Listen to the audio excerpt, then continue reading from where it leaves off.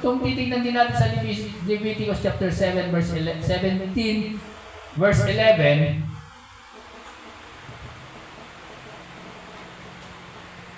Leviticus chapter 17, verse 11. 17:11. Yan. Yung.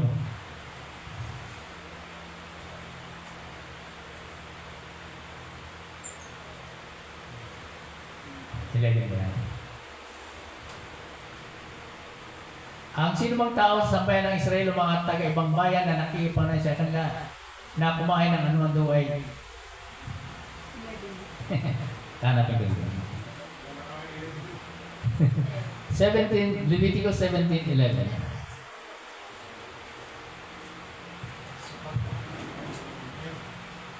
Sapagkat yan, kasi yung dugo, yung dugo, yan. Sapagkat ang buhay ng labat ay nasa dugo at aking ibinigay sa kanya. At aking ibinigay sa inyo sa ibabaw ng dambana upang itubos sa inyong mga kaluluwa. Sapagkat ang dugo ay siyang tumutubos dahil sa buhay. Dahil sa buhay. Kaya yun po,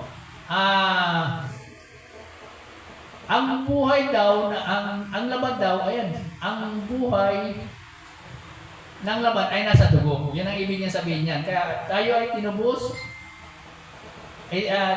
tinutubos ang ating kaluluwa sa pamagitan ng dugo na yun. Kaya, yun po ang isang mga sumasalamin na ginanap ni Jesus Christ nung siya ay nagbuhos ng dugo para sa atin. Pero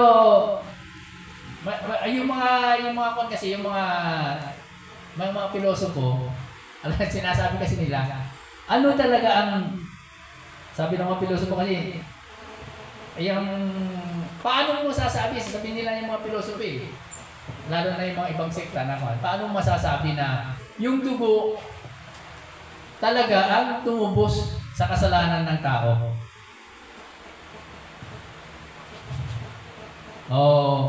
Yung dugo ang naghuhugas sa kasalanan ng tao.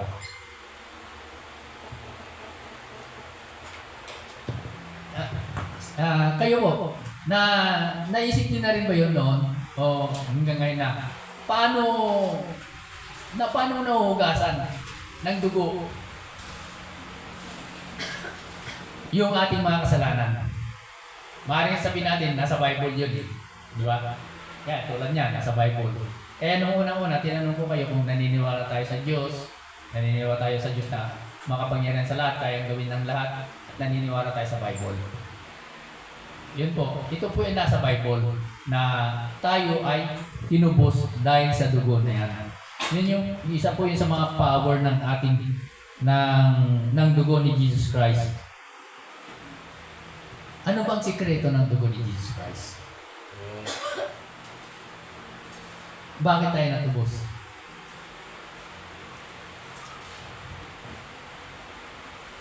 Sasabihin kasi nung mga pilosopo, no?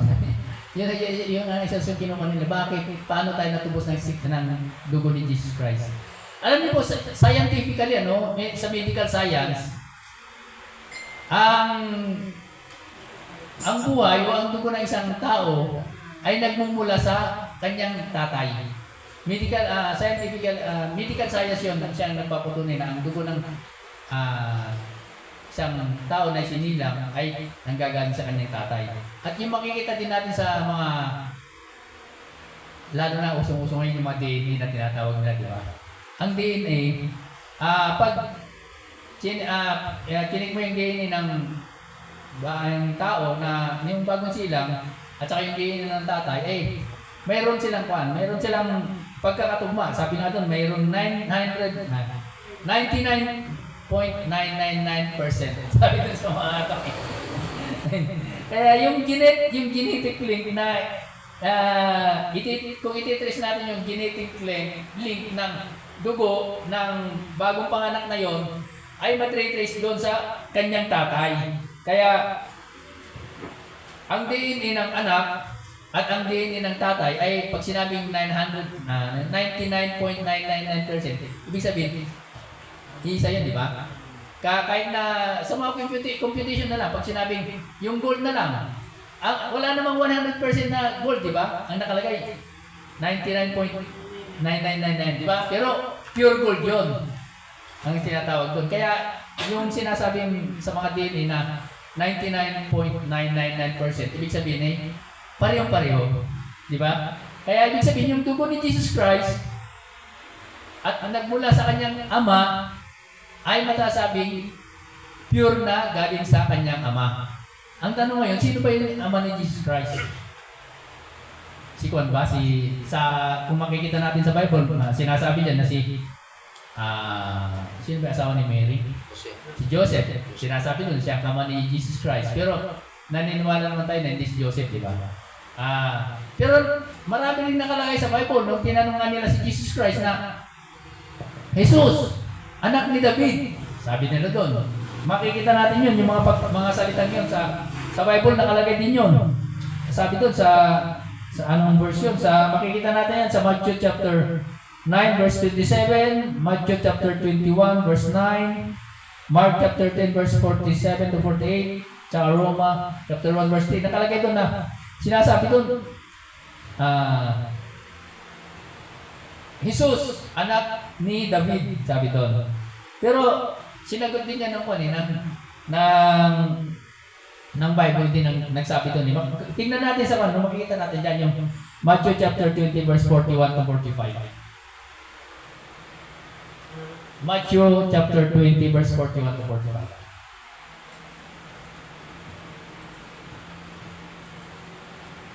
Kasi marami kasi nagsabi noon na yun kasi ang paniniwala ng mga Hudyo na ang Messiah o ang tagapagligtas ay manggagaling sa lahi ni David talaga. Yan ang kwan nila. Kaya kung makikita natin dun sa genealogy, pinakita dito sa Book of Mark yata, yun yung genealogy na galing siya sa lahi ni David. Kasi yun din ang naka-prophecy na ang Messiah ay manggagaling sa lahi ni David. Matthew chapter 21. 22 pala. Sorry, 22 verse 41 to 45. Mayroon talaga pag malabong inom. Yan, Matthew 22 verse 41 to 45. Sabi doon, bakit tinawag ni... Papasahin ko dito.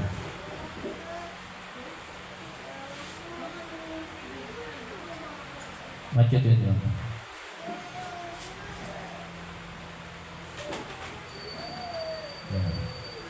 At tinanong sila ni Jesus sa verse 42. Pagbalik ng may-ari sa 41, sumagot sila.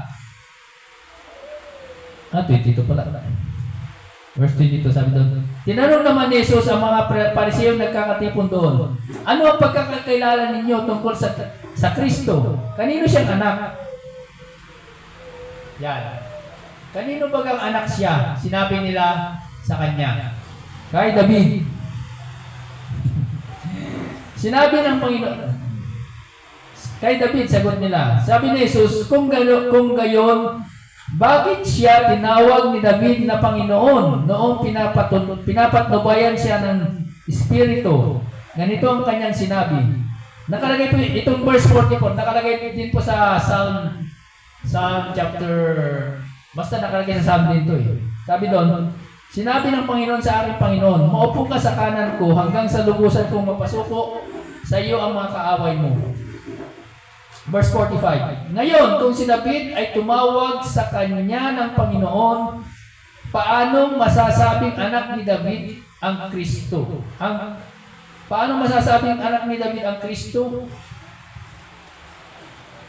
Yan nga. Ang nakalagay kasi sa Bible, marami na sinabi ko, maraming verses sa Bible na nakalagay doon. At sa mga hula na mga sa Lumang Testament na ang Messiah ay manggagaling sa lahi ni David. Kaya ito ang tawag nila sa kanya.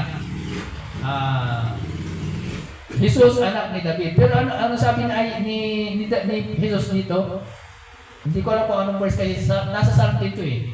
Yung ano sabi ni David, bakit kung si Kristo ay anak ni David, bakit tinawag ni David si Jesus Christ na Ano sabi niya? Maupo si Panginoon. Bakit tinawag ni David si Jesus Christ na Panginoon? Yun ang kasabi niya. Kasi kung anak niya, ibig sabihin, dapat magagaling si David doon ay gagaling si Jesus Christ doon kay David dapat. Pero hindi.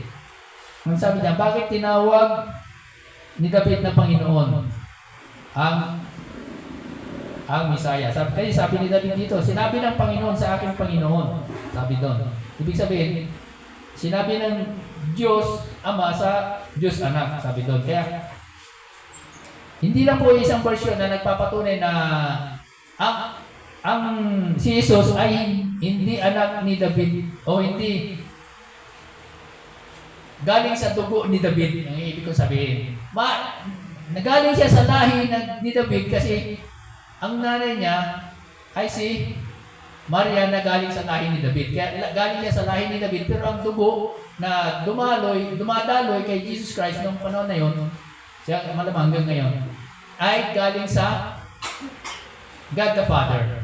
Kaya yun ang sagot doon sa sinasabi, ano ang significant o ano ang sikreto ng dugo ni David? Yun ay galing sa dahil ang dugo niya ay galing sa Diyos. Amen ba? Amen ba? Yes. Ang dugo niya ay galing sa Diyos. Paano natin malalaman na ang dugo niya ay galing sa Diyos? Sa Diyos, ano? Makikita natin po yan sa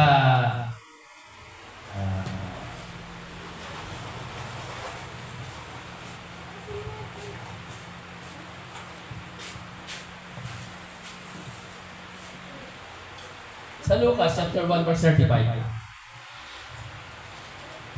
Sabi dun sa Luke chapter 1 verse 35. Ito po yung kung paano pinanganak si Jesus, ano? Sabi doon sa Lucas chapter 1 verse 35. Kung paano pinanganak si Jesus.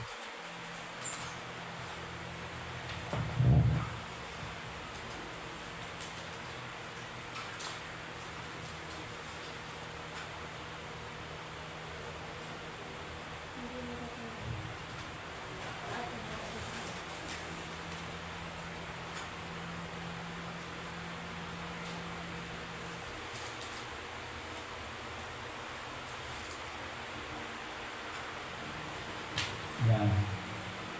35.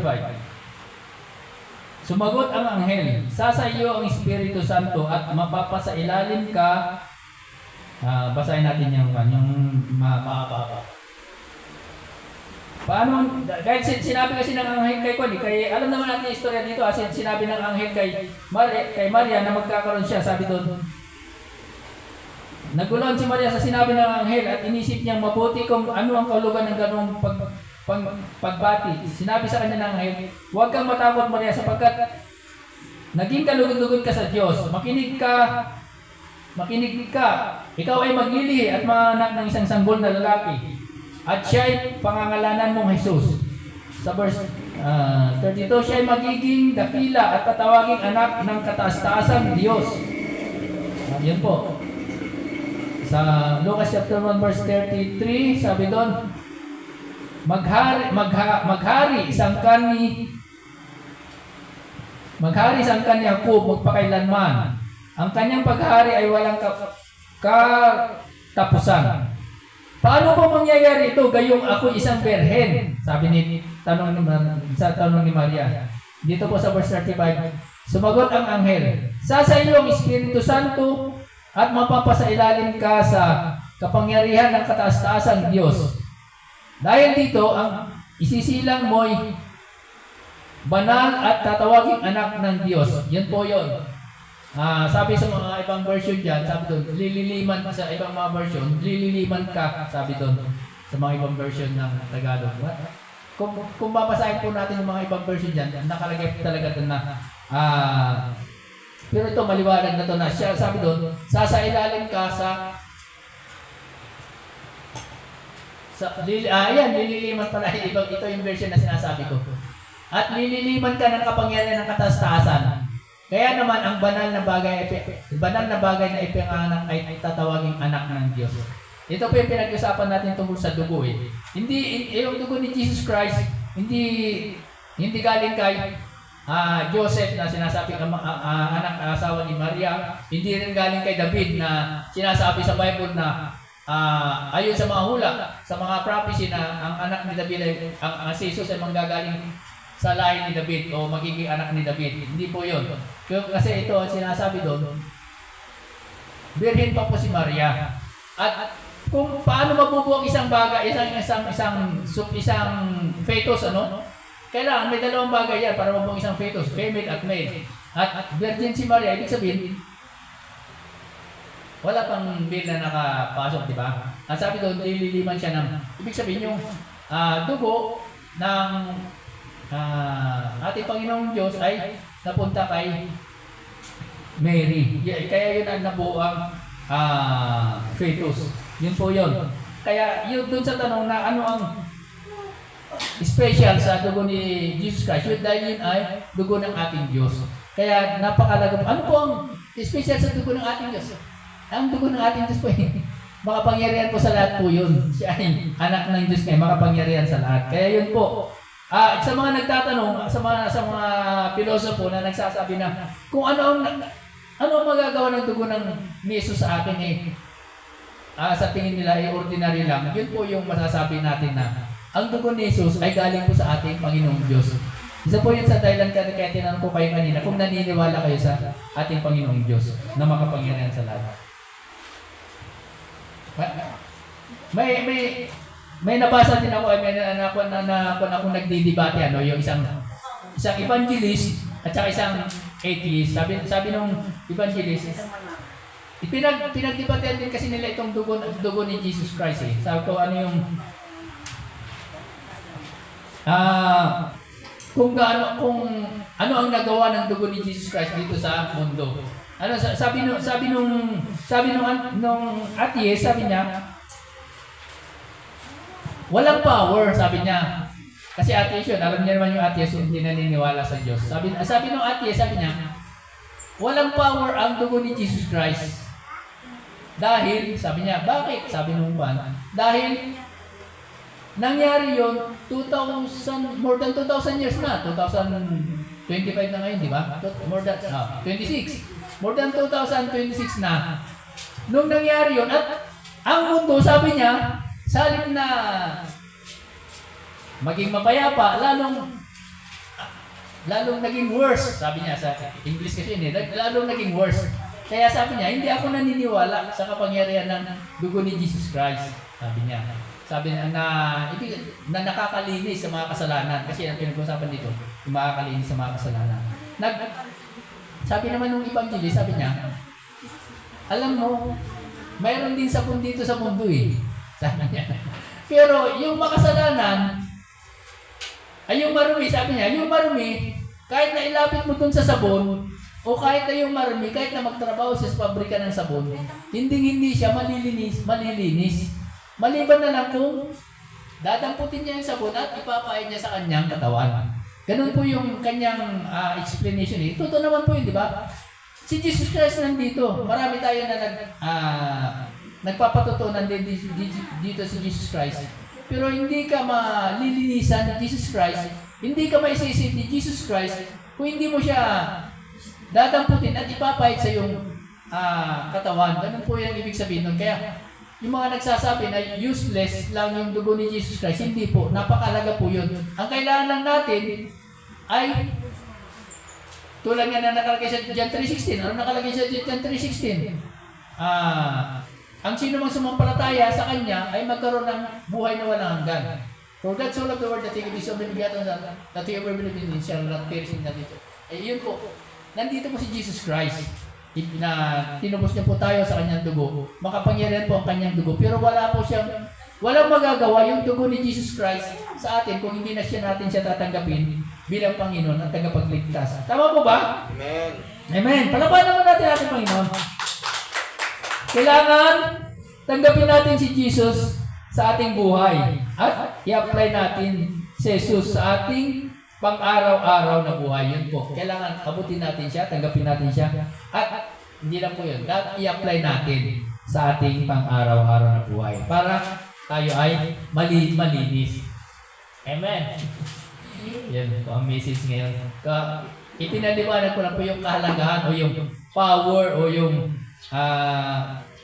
kasagutan sa tanong na ano ang special o ano ang special sa dugo ni Jesus Christ. Yun po ay dugo ng ating Panginoong Diyos na transfer kay Jesus Christ. Ano naman ang